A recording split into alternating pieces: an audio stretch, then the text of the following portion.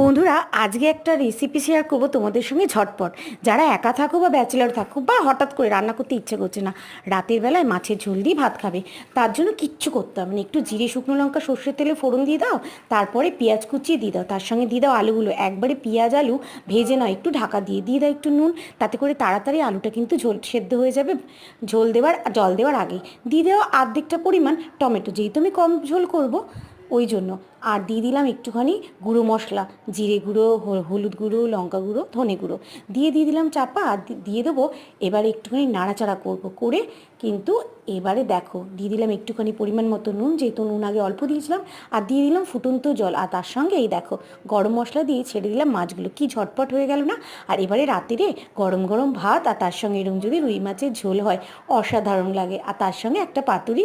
এটা কিন্তু সকালের রেসিপি। চলো, আজকে কেমন লাগে রাতের ডিনারটা অবশ্যই জানিও।